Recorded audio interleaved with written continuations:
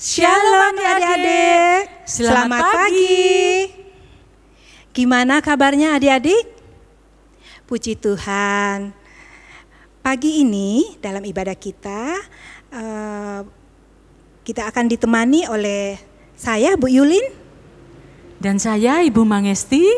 Dan Mbak Vio. Serta nanti ada Bu Susi sebagai pembawa firman. Adik-adik, siapkan hati dan pikirannya untuk kita masuk dalam ibadah kita pagi ini. Jangan lupa siapkan Alkitabnya, kidung pujian dan persembahan. Mengawali ibadah kita pagi ini, kita angkat satu pujian dari Kidung Ria nomor 16, Ku Masuki Gerbangnya.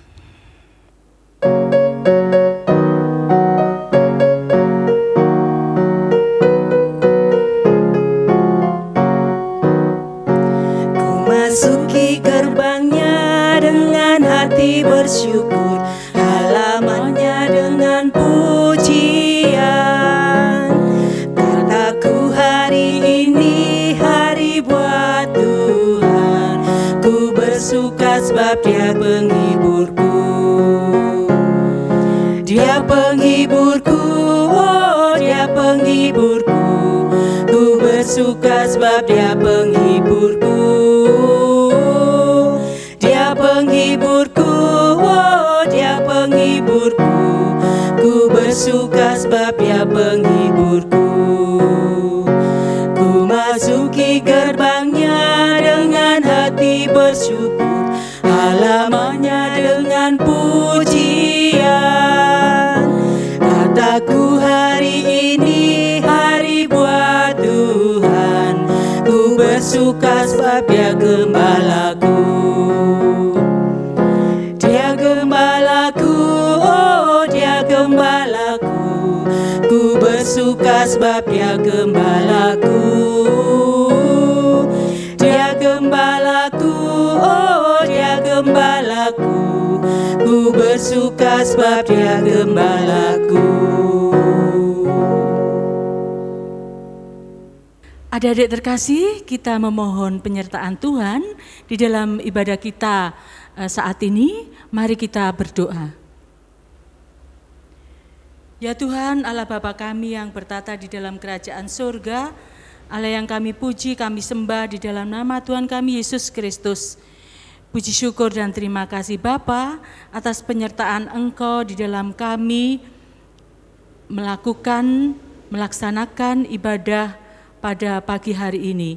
Terima kasih Tuhan atas apa yang telah Engkau berikan kepada kami, sehingga pada malam tadi kami bisa tidur dengan nyenyak, dan saat ini kami bisa bangun dan kami membangun persekutuan dengan Tuhan. Bapa di dalam surga, kiranya Engkau menyertai kami di dalam ibadah ini dari awal pertengahan sampai dengan akhirnya. Buka telinga kami ya Tuhan, buka pikiran kami agar kami dapat mengikuti ibadah ini dengan baik. Terima kasih ya Bapa, dalam nama Tuhan Yesus kami berdoa dan mengucap syukur. Haleluya, amin. Adik-adik yang terkasih, sebelum kita belajar firman Tuhan yang akan disampaikan oleh Bu Susi, mari kita angkat satu pujian dari Kidung Ria 63 yang berjudul Bapa ku persembahkan.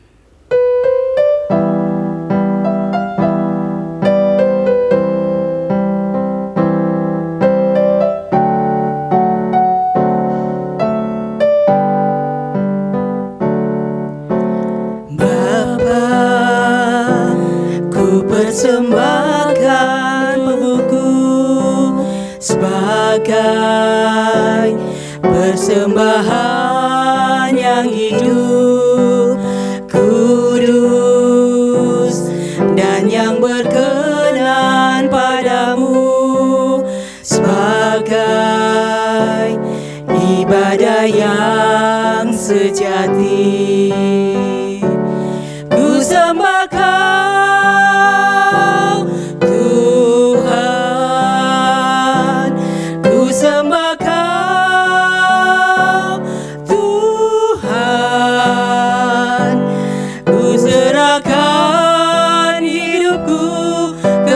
kepadamu untuk kemuliaan namamu. Ku sembah Kau Tuhan, ku sembah Kau Tuhan, ku serahkan hidupku kepadamu untuk kemuliaan namamu.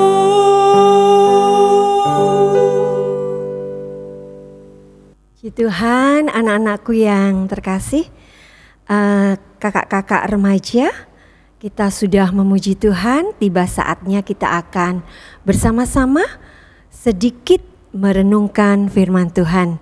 Yuk kita satukan hati, kita berdoa. Bapa Surgawi, kami mengucap syukur Tuhan atas semua kasih penyertaan-Mu dalam setiap kehidupan kami hari lepas hari, sehingga pagi hari ini Bapa, kami masih diperbolehkan untuk bersama-sama memuji memuliakan nama-Mu, terlebih mendengarkan sabda-Mu. Allah Roh Kudus menguasai setiap hati kami, pikiran kami semua, terlebih hamba-Mu yang akan menyampaikan. Biarlah kehendak Tuhan saja yang terjadi dan kami boleh semakin mengerti akan firman-Mu. Terima kasih Tuhan, kami siap mendengarkan sabda-Mu. Haleluya, amin. Sahabat remaja, firman Tuhan pagi hari ini terambil dari kitab 2 Tawarikh pasal yang ke-30. Nanti adik-adik bisa membaca dari ayat 1 sampai dengan pasal 31 ayat yang ke-1. Bisa dibaca di rumah sendiri ya. Nah, untuk kita baca bersama-sama ayat 1 saja, kemudian ayat 15 dan ayat 18 sampai 20. Berbunyi demikian. Hizkia merayakan Paskah. Kemudian Hizkia mengirim pesan kepada seluruh Israel dan Yehuda, bahkan menulis surat kepada Efraim dan Manasye supaya mereka datang merayakan Paskah bagi Tuhan Allah orang Israel di rumah Tuhan di Yerusalem. Ayat yang ke-15. Kemudian disembelilah domba Paskah pada tanggal 14 bulan kedua. Maka para imam dan orang-orang Lewi merasa malu, lalu menguduskan dirinya dan membawa korban bakaran ke rumah Tuhan. Ayat 18 sampai 20. Sebab sebagian besar dari rakyat, terutama dari Efraim, Manasye, Isakar dan Sebulon, tidak mentahirkan diri, namun mereka memakan Paskah walaupun tidak sesuai dengan apa yang ada tertulis.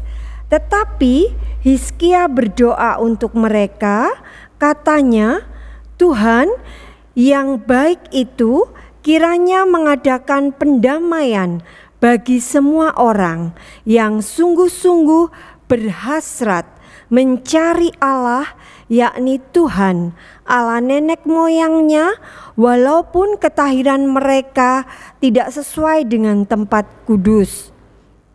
Ayat terakhir 20. Tuhan mendengar Hizkia dan membiarkan bangsa itu selamat. Amin. Ya, puji Tuhan. Rekan-rekan remaja, sahabat remaja, kita tadi sudah membaca beberapa ayat ya. Kira-kira ceritanya tentang apa? Ya, betul sekali. Kita bisa baca di perikopnya ya, Hizkia merayakan Paskah. Kita sudah kemarin tanggal 4, KPAR sudah melaksanakan ibadah Paskah untuk anak dan remaja. Ibadah Paskah yang kita peringati adalah Pasti anak-anak, kakak-kakak, sahabat remaja sudah tahu ya. Kita memperingati kebangkitan Tuhan kita Yesus Kristus.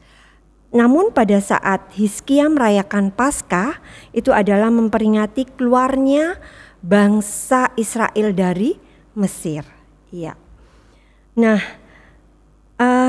siapa Hizkia ini, adik-adik? Ada yang sudah pernah dengar ceritanya? Ya, Hizkia adalah raja yang saleh. Hidupnya takut akan Tuhan. Dan di awal pemerintahannya, Hizkia telah melakukan revolusi mental. Ya, untuk mengetahui siapa Hizkia ini, kita bisa baca dari kitab 2 Raja-Raja pasal yang ke-18 untuk lebih jelasnya ya. 2 Raja-Raja pasal yang ke-18 ayat yang ke-3, 5, 6 dan 7. Ya, ayat pertama dulu saya bacakan. 2 Raja-Raja pasal 18 ayat 1, maka dalam tahun ketiga zaman Hosea bin Ela raja Israel, Hizkia anak Ahaz raja Yehuda menjadi raja. Kemudian ayat yang ketiga, ia melakukan apa yang benar di mata Tuhan, tepat seperti yang dilakukan Daud bapa leluhurnya. Apa yang dia lakukan ketika dia pertama kali menjadi raja? Yang dia lakukan adalah ayat yang keempat, dialah yang menjauhkan bukit-bukit pengorbanan dan yang meremukkan tugu-tugu berhala dan yang menebang tiang-tiang berhala dan yang menghancurkan ular tembaga yang dibuat Musa, sebab sampai pada masa itu orang Israel memang masih membakar korban bagi ular itu yang namanya disebut Nehustan. Sampai ayat ini dulu ya. Jadi adik-adik sudah punya gambaran siapakah Hizkia. Hizkia adalah salah satu raja bangsa Israel. Dan dia adalah salah satu raja yang terbaik dari yang pernah ada. Meskipun orang tuanya Raja Ahaz berbuat sangat keji dan sangat menyakitkan hati Tuhan, namun Raja Hizkia ini dia berbeda sekali dengan ayahnya. Ya, yang dilakukannya seperti yang kita sudah baca tadi di ayat yang keempat. Dia merobohkan berhala-berhala yang telah dibangun oleh ayahnya. Ya. Kemudian Hizkia melakukan beberapa revolusi mental ketika dia pertama kali menjadi raja. Dia membuka tempat-tempat ibadah.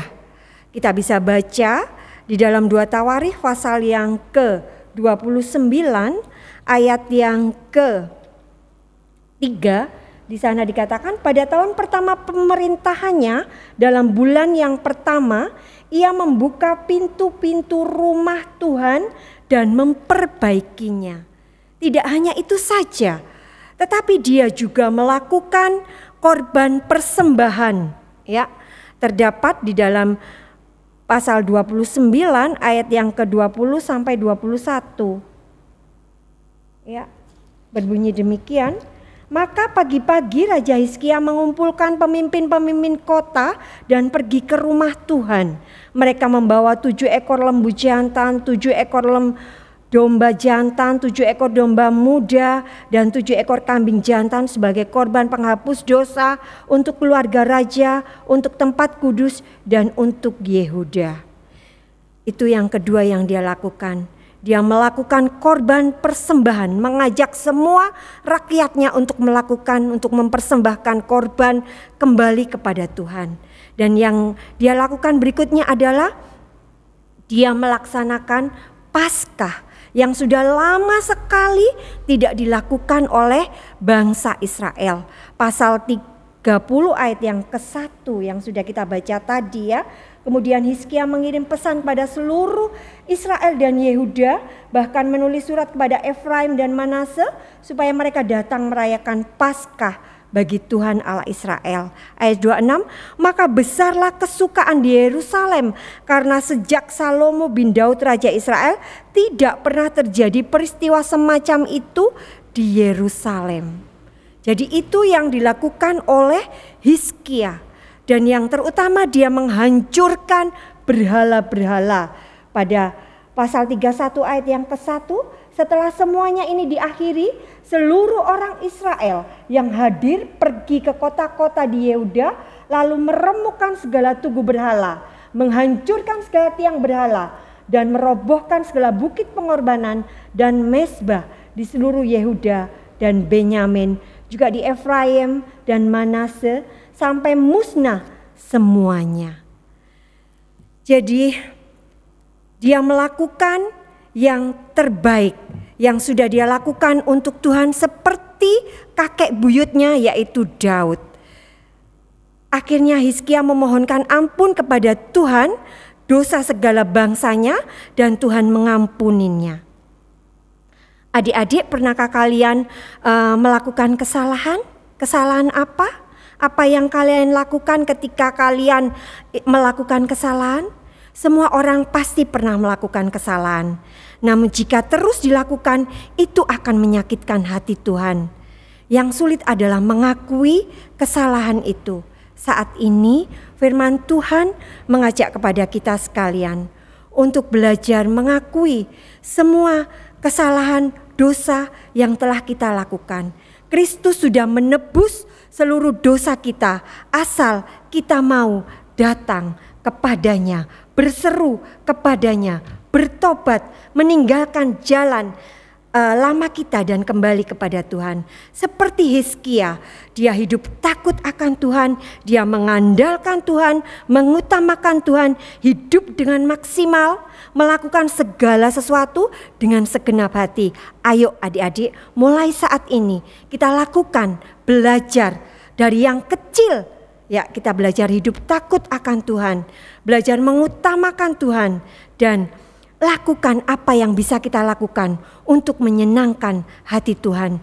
Maka berkat Tuhan, penyertaan Tuhan, kesuksesan akan menyertai kita seperti yang dialami oleh Hizkia. Dimanapun dia berada, apapun yang dia lakukan, dia menjadi raja yang berhasil. Kiranya firman Tuhan boleh memberi kekuatan pada kita untuk belajar mengasihi Tuhan lebih lagi, mengakui semua dosa dan kesalahan kita, kemudian minta ampun dan bertobat. Datang, bawa semuanya kepada Tuhan. Dia akan memberi kekuatan, ketenangan, kedamaian dalam hidup kita. Amin. Tuhan memberkati. Sahabat remaja, kita sudah bersama-sama sedikit mendengarkan firman Tuhan. Kita akan pujikan pujian Sejauh Timur dari Barat sebagai respon kita terhadap firman Tuhan. Kita bawa hati kita, hidup kita, tidak ada yang tersembunyi bagi Tuhan. Mari kita akui semua dosa dan kesalahan kita, sambil kita juga mempersiapkan persembahan untuk Tuhan.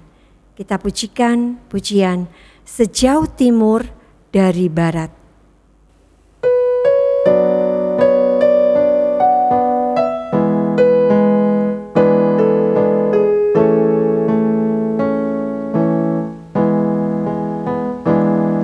Sejauh timur dari barat, Engkau membuang dosaku.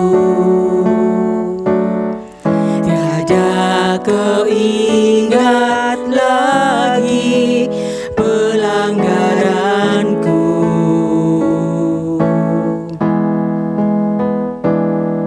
Jauh ke dalam tubir laut, Kau melemparkan dosaku.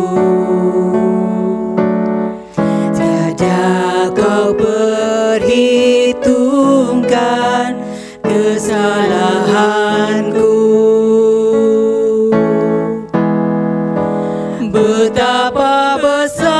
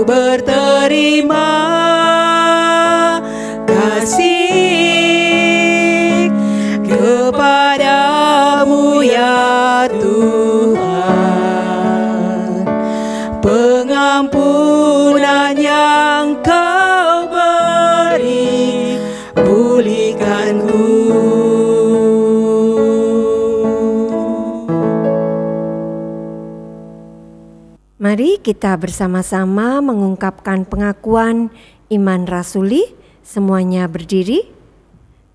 Kita mengucapkan yang demikian.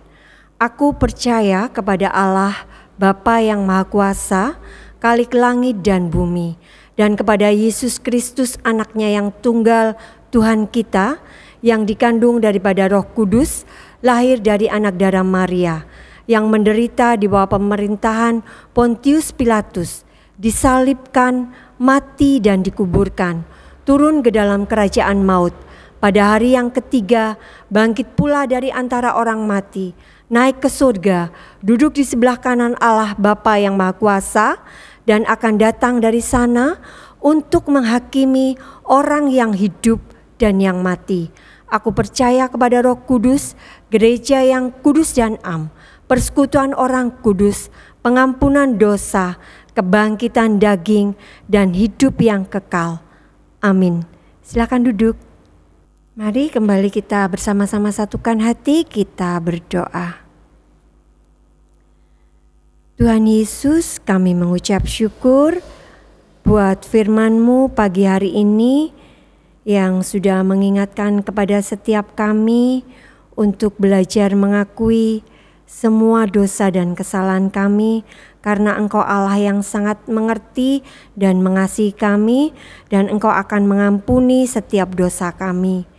Bapa, pagi hari ini juga kami berdoa untuk setiap orang tua kami masing-masing. Tuhan memberkati, menyertai, memberikan kesehatan dan kekuatan. Di dalam setiap studi kami, anak-anak, kakak-kakak remaja, Tuhan juga menyertai, tetap memberikan hikmat, akal budi, pengertian, semangat untuk belajar, sehingga kami semua anak-anak remaja-Mu boleh menjadi anak-anak Tuhan yang berhasil. Bapa, kami juga berdoa untuk Bapak Pendeta, para pelayan Tuhan, pamong, multimedia, semuanya yang telah melayani Engkau. Tuhan kiranya senantiasa memberikan kesatuan hati, kesungguhan kasih, dan kesungguhan untuk kami boleh belajar melayani Engkau, memberikan kesehatan di masa-masa pandemi ini, sehingga kami dijauhkan dari segala macam sakit dan penyakit. Tuhan, kami juga berdoa untuk Bapak Presiden serta para menteri, memberikan hikmat kebijaksanaan sehingga beliau boleh memimpin negara kami dengan kasih dan bijaksana. Terima kasih Tuhan Yesus, kami serahkan seluruh doa dan juga persembahan kami hanya ke dalam tangan kasih-Mu. Dalam nama Tuhan kami Yesus Kristus, kami sudah berdoa dan mengucap syukur. Haleluya. Amin. Adik-adik yang terkasih, sebelum kita mengakhiri ibadah kita pada pagi hari ini, kita angkat satu pujian dari Kidung Ria 126 yang berjudul Kasih-Nya Seperti Sungai.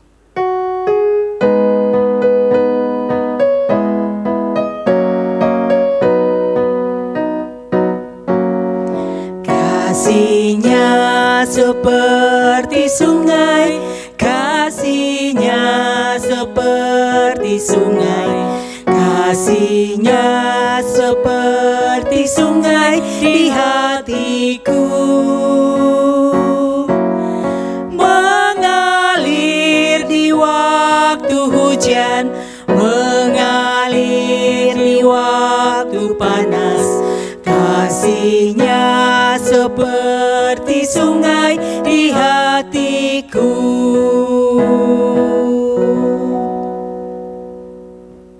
Sebagai penutup ibadah kita, mari kita mohon berkat Tuhan. Kita berdoa. Kiranya berkat rahmat dan anugerah yang berasal dari Allah Bapa dalam persekutuan dengan Tuhan Yesus Kristus Sang Putra serta Allah Roh Kudus, kiranya senantiasa menyertai dan memberkati kita semuanya saat ini sampai selama-lamanya. Semua yang percaya katakan amin. Adik-adik, tanpa terasa kita sudah sampai di ujung ibadah kita pada pagi hari ini. Adik-adik, untuk bulan depan, bulan Mei, kita akan mengadakan ibadah secara tatap muka. Adik-adik bisa hadir di gereja tepat jam 7, kita akan memulai ibadah tatap muka tersebut. Dan adik-adik jangan lupa ya, untuk mematuhi protokol kesehatan, datang kalian cuci tangan, jangan lupa pakai masker dan bawa hand sanitizer. Demikian adik-adik yang bisa saya sampaikan. Sudah cukup ya Bu Yulin? Iya, sudah cukup. Sudah cukup. Selamat hari Minggu adik-adik. Tuhan Yesus memberkati.